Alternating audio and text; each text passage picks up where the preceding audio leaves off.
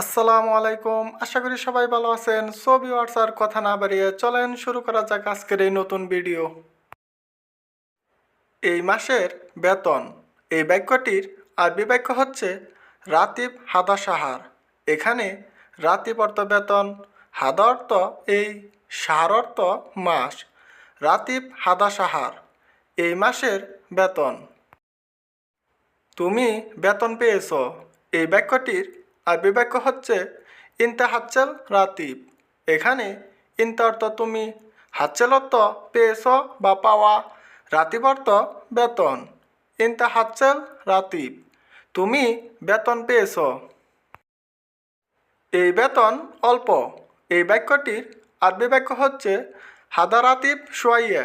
এখানে হাদা অর্থ এই বা এটা, রাতিব অর্থ বেতন, সোয়াইয়া অর্থ অল্প। হাদা রাতিব সোয়াইয়া, এই বেতন অল্প। তোমার বেতন কত, এই বাক্যটির আরবি বাক্য হচ্ছে রাতিব কাম ইনতে।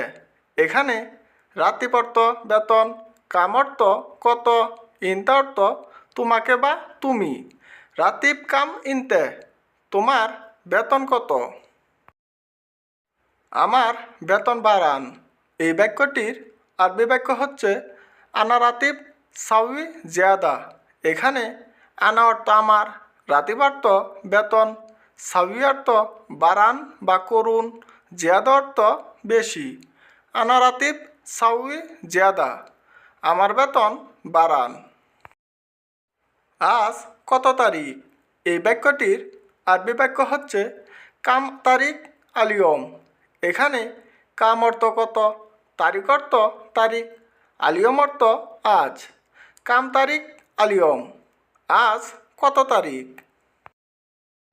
কতদিন বাকি, এই বাক্যটির আরবি বাক্য হচ্ছে কাম আয়ুম বাগি।